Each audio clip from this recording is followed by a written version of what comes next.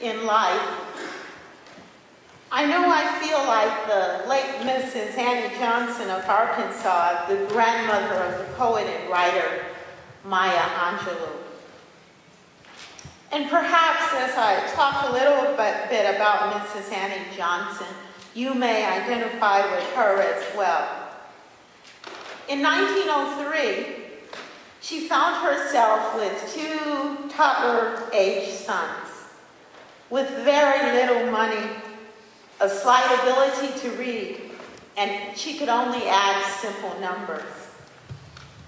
Add to this picture of disastrous marriage. When she told her husband, Mr. William Johnson, of her dissatisfaction with their marriage, he conceded that he too found it to be less than what he had expected, and that he had secretly been hoping to leave her and the children and study religion. He added that he thought God was calling him, not only to preach the gospel, but to do so in Enid, Oklahoma.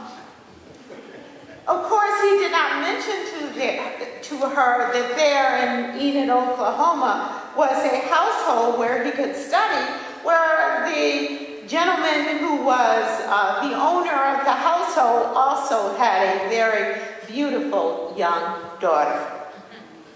So they parted amicably. Mrs. Johnson said, and I quote Maya's essay, "I looked up the road I was going and back the way I'd come. And since I wasn't satisfied, I decided to step off the road and cut me a new path."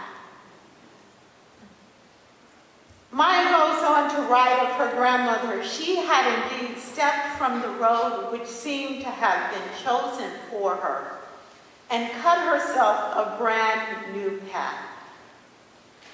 Each of us has the right and the responsibility to assess the roads which lie ahead and those over which we have traveled. And if the future road looms ominous or unpromising, and the roads back in our lives look uninviting, then we need to gather our resolve and, carrying only the necessary baggage of our lives, step off that road into another direction. If the new choice is also unpalatable, without embarrassment, we must be ready to change that road as well. In our country today, we too must cut ourselves, I believe, a new road, a new path. It would be disastrous, as I have preached before, to try to go back to the way through which we have come. It is not good enough. Though American history is filled with glory and wonder and awesomeness, it is also filled with pain and suffering and oppression. Even today, as we are here in church, there are protests on Wall Street. For once, I agree with what Fox News has stated about what is going on in this country. Fox News says, "Never before has such a boisterous campaign of civil disobedience," I don't agree with that part, "of civil disobedience marked by more than 700 arrests, received the kind of warm welcome from a sitting president and his party than President Obama and leading Democrats who have accorded the Occupy Wall Street movement. In the course of a day," Fox says, "a single day last week, Obama, Vice President Biden, and House Minority Leader Nancy Pelosi all voiced in varying degrees their support for the anti-corporate demonstrators, whose rallies over the last month have spread to 13 cities and drawn more than $60,000 online. I look at that amount of money, however, with a grain of salt. When people are in opposition and division to each each other, they almost routinely understand how much money is collected in support of whoever they are against. They will often naysay, saying, well, you know, we don't have that much money, and we're not going to get enough money, so I don't know if only $60,000 has come in. Who knows, maybe more. President Obama did tell reporters last week the protesters are giving voice to a more broad-based frustration about how our financial systems work. At the same time, Peter King, the New York Republican, who sits on the House Financial Services Committee, speaking the day on last Wednesday, said, what they're doing, meaning the protesters, is disgraceful. They should be denounced. They're breaking the law. They're serving no real purpose at all. And for the president or anyone else to give him any credence or credibility is also irresponsible. I don't know where you stand as this great political debate is now playing out in our country, which is filled with factionalism, violent rhetoric, and divisions. Perhaps, in addition to our political scene and our government, perhaps there are other places today in our lives where division and unrest is also playing itself out. Perhaps we are troubled, too, about which way we should go. The question before us as a nation, and often in our own private lives, is where do I stand? What do I believe? What do I do when I look up the road I was going and back the way I come and I'm not satisfied? Today's biblical texts coming from the lectionary readings tell us that when we come to a fork in the road in our life experience, we cannot go back to the place from which we have come. And we need God to go with us to the unknown place where we are going. In other words, yesterday is dead and gone. Tomorrow is still unseen and therefore in our hearts uncertain. But one thing is sure. The God who leads us into tomorrow does not hesitate nor falter, nor will God ever leave us in the fury of all the choices that we have before us. God is with us. When we cut a new path, if we do the hard work before traveling forward, if we pause for the difficult dialogues with God that will direct us on a true path as we try to follow the way that we should go into the future. In those difficult dialogues with God, number one, it explicitly suggests that we must pause to pray. We find in the Hebrew Bible reading read so well by Lisa this morning, as we are following the lectionary text, that trouble is still following Moses as a leader. All leaders are followed by trouble. That is not the remarkable part of the text. What is remarkable is to examine how Moses found his way through the mess of leadership. How Moses stayed encouraged and knew which direction to travel in when so many voices of discord were swirling all around. The answer is that Moses paused first to pray to God, not to look to his own reason nor opinion, but to simply sit down in this difficult dialogue to say to God, you have gotten me into this mess. You called me here to lead these cantankerous, never satisfied, complaining, every which way people. Show me now, God. Show me yourself. Show me which way to go. Moses pauses to pray in this difficult dialogue with God. He is earnest with God in prayer. And the good news is Moses prevails. For in this prayer, he asks for a promise from God that God's presence would be with him and that God would not leave him.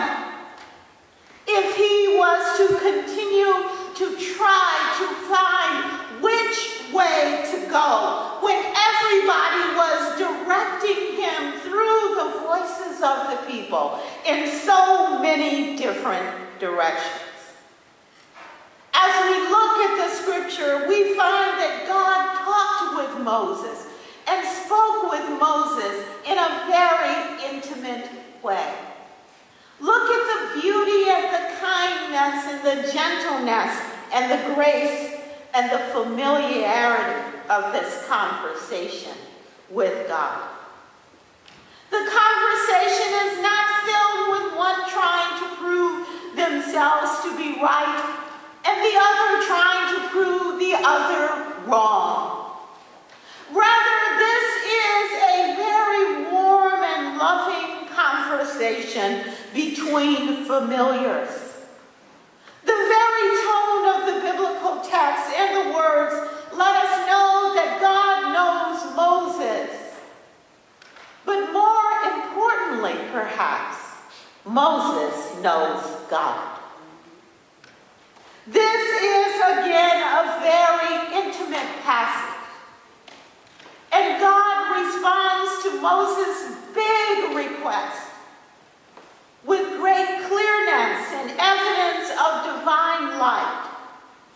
God responds to Moses in a greater and more familiar way than any other prophet in Scripture.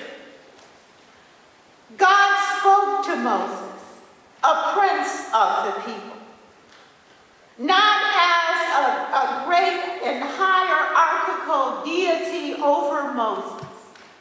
But if one reads the passage carefully, God speaks to Moses with love as a friend. If in these difficult dialogues with God in our lives, if we approach God in earnestness in prayer, in all openness and honesty, God will speak to us too in a loving voice. And God will show us what it is that we need to know in our lives and our experience. Moses, in his great love for God, but more importantly in his great fear of these dissatisfied people, Moses asked the greatest request of God of all time. Moses looks out over the way that he has come, attempting to bring the people of God through the wilderness. And Moses does not know at this point whether he can keep this up. When the people are about ready to kill him, he goes to God and he asks the highest request. He says to God, "Show me your glory. Let me see you." When trouble follows us, the answer is not to look toward humanity, for unfortunately too often humankind is where the problem is coming from. Rather, we must enter into the difficult dialogue with God first. We must pause and dialogue with God and ask God the highest favor, the highest grace that we can think of. We find then in Scripture, of course, humanity's ancient beliefs, it is believed that to be able to see one means that one is the master of whoever we can see or touch or feel. And so, with this belief in mind, we realize how enormous the request of Moses is to the God of all creation. But Moses is very humble. He is not filled with the arrogance of feeling that he has the answer. He is not entering into theological dialogue nor conflict. In humility, in asking to see God's glory, he is asking not so he can know an answer to prove someone else wrong. He is asking because he is at his lowest point. And he needs the witness of God being with him so that he can continue to lead in this terrible time in Israel's forging itself into a community of God, a people of faith. And so God, recognizing the humility of Moses, in this incredible passage of Scripture, God shows Moses God's self. And Moses in humility covers his face and stands back in the cleft of a rock. In utter humility, he does not get up publicly speaking and saying, "This is what God is." Rather, he bows in humility, knowing that the God of all creation is bigger than any human discernment and frail human wisdom can understand or embrace. Yet God says yes to Moses in the request for a sight of God's presence. When you are trying to figure out what is right and what is wrong, in all of the difficulty of your life, like Moses, look for the face of God through prayer. As my ancestors sang, pause to have a little talk with Jesus. Tell him all about your troubles. Or even on an older song, Jesus on the main line. Tell him what you want. God will show you God's glory. The sight will not be physical. It will not be filled with strife and dissension and division. The sight of God is like a reassuring light or presence in your heart. It feels like an all-enveloping love, a reassurance, a comfort. It feels like lack of division and anger. It feels like peace. In the difficult dialogues with God in our journey, we must pause to pray. And secondly, we must follow in God's path. Moses says clearly to God, God, I won't go. I'm not going to stay here with these mean people unless you go with me. God, I know that the calling of the liberation of your people is great. And I know that you need someone to be there in the flesh to help lead your people. But God, if you're not in it, I'm not going. Moses says, God, I don't care how great the task may be, how urgent the need for liberation is. You have to be there with me. And so God says to Moses, and God says to you and me, in this difficult conversation, I will go with you. I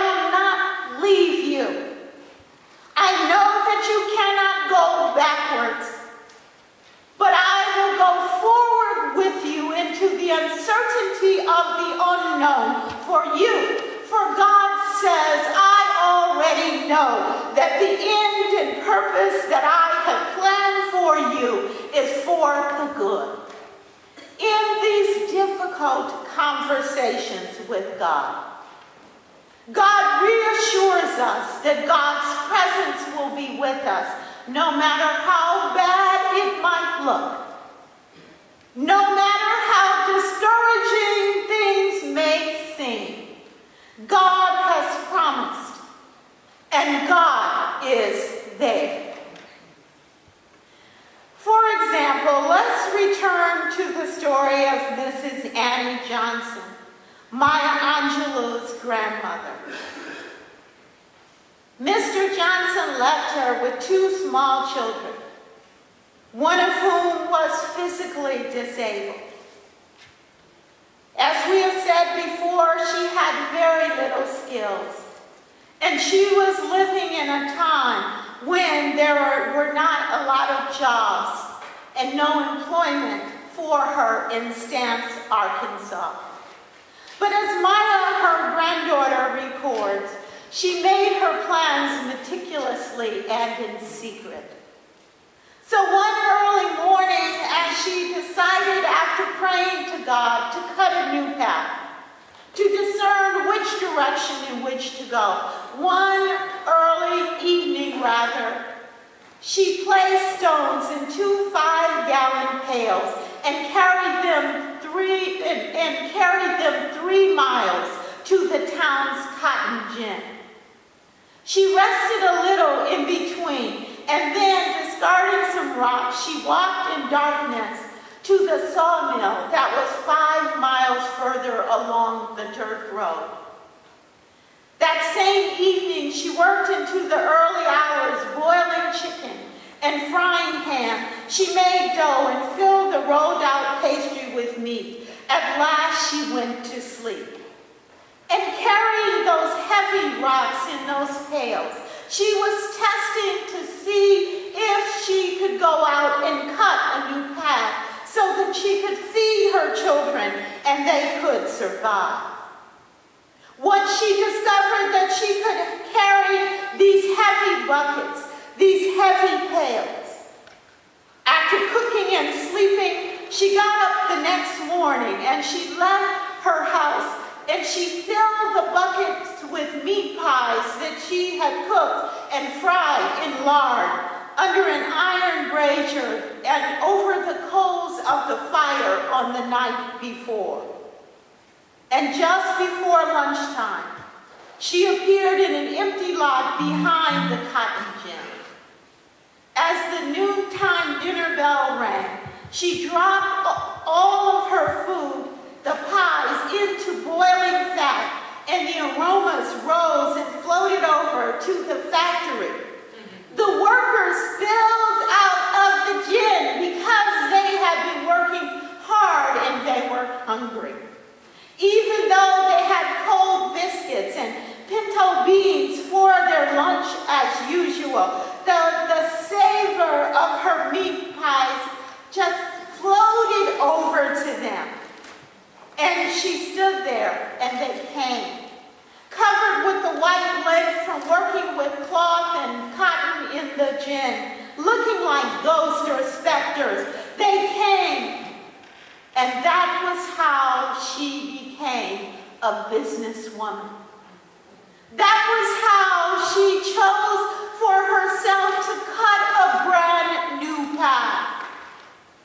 In the years that followed, that standing in the empty lot became so successful that she had someone build a wooden stall for her, and she continued to serve lunch that she cooked out of that stall. And that became so successful that after that she had enough money and she built the first corner store in that town in Stance, Arkansas. And she went from selling meat pies to giving customers the choices of buying cheese and meal and syrup and sardines and cookies and candy and writing tablets and pickles and canned goods and fresh fruit and soft drinks and coal and oil and leather soles for their shoes. You get the idea.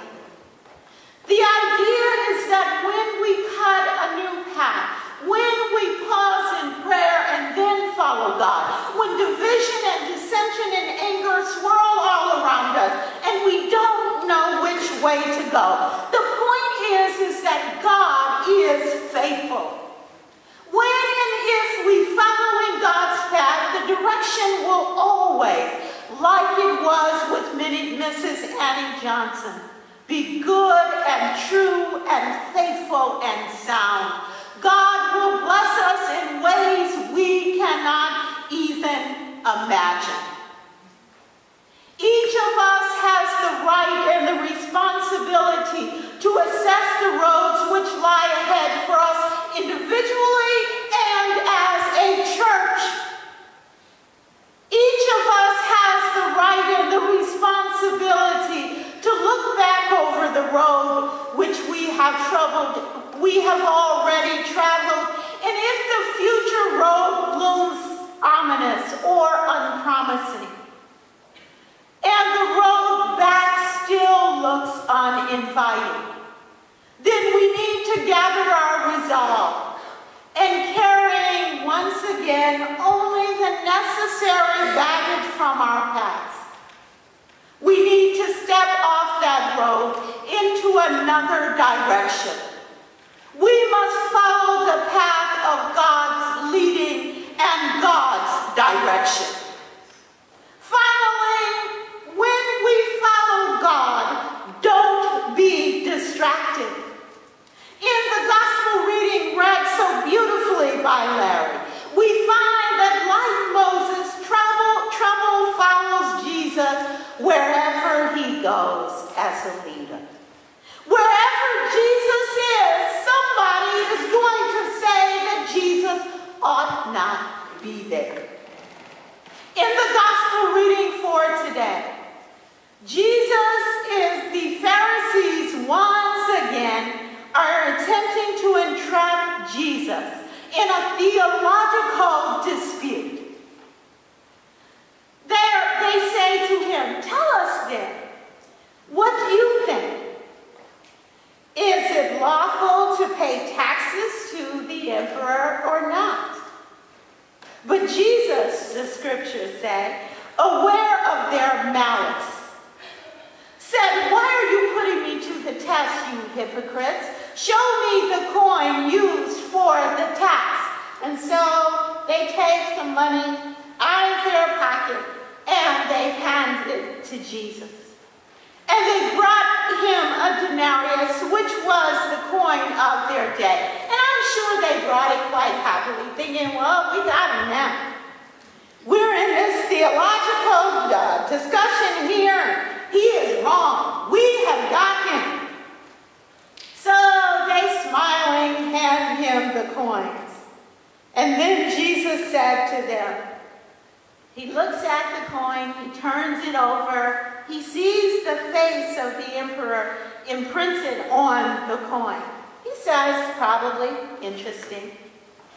Then he says to them, "Give therefore to the emperor